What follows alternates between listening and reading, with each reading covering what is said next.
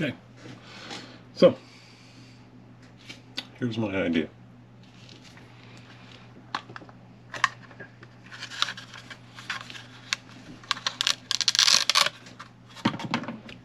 AX24 is a rear steer. Why can't an SCX24 that's been a little bit modified be rear steer? So I think that's what I'm going to do. Went to my local hobby shop, Superior RC in Junction City, Oregon. Picked up a whole front axle kit for an SCX24. Part number. There you go. It's $28.99, $29. Whole front axle. Picked up a wider than normal aluminum servo holder to mount on top of the axle to hold this larger than stock Emax servo. Give it a little more giddy up. And then we'll plug it into something here. Make it go. I think it'll work. I think it will. I'm going to use my handy dandy GCX RC toolkit for these little mini guys.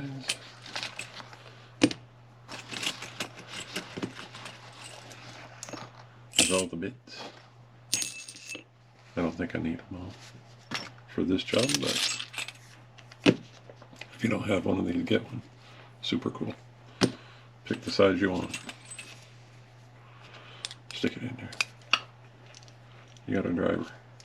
Palm thing twist so you can do the spinny. Pretty cool. Okay. I won't bore you with ripping it apart, but I'll show you when I get done.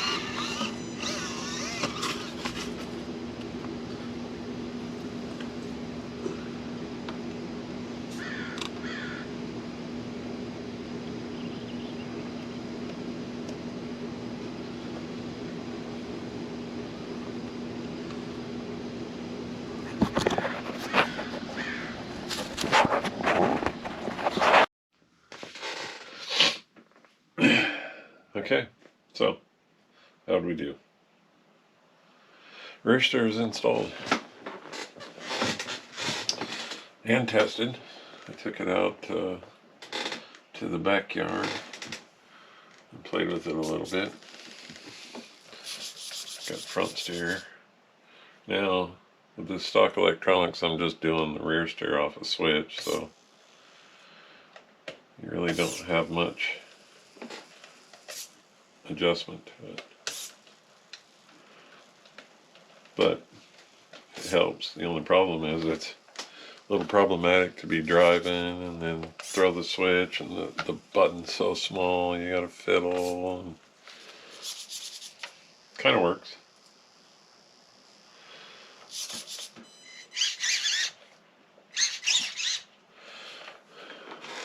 The little SCX-24, or the truck that Endura built, there's not too much stock left on this thing anymore. Chassis rails, Endura. Brass wheels, Endura. Comp pins, Endura. Emax servos, Endura links. I do have hot racing brass here. We did the deadbolt rear links, 10 millimeters longer, stretched the rear out. Endura motor plate. The only thing that's stock, the shocks, which need to go, and the front axle. The rear axle is a Axial front steer axle that I threw in the rear to get the rear steer. Still got the plastic links on it.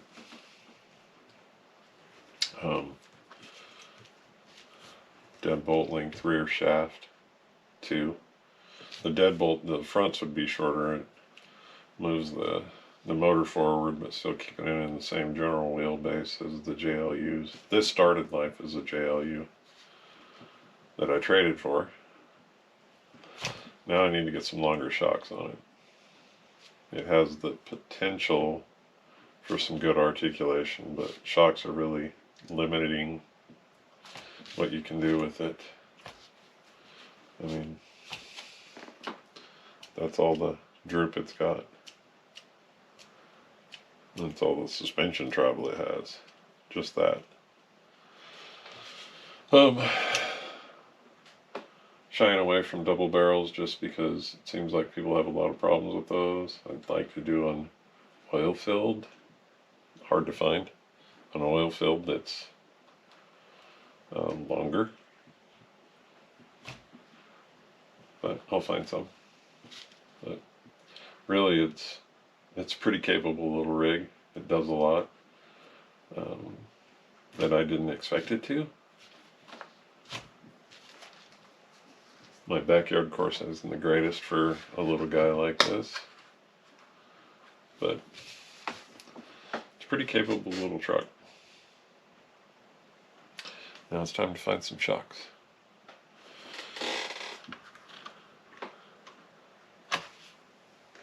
So,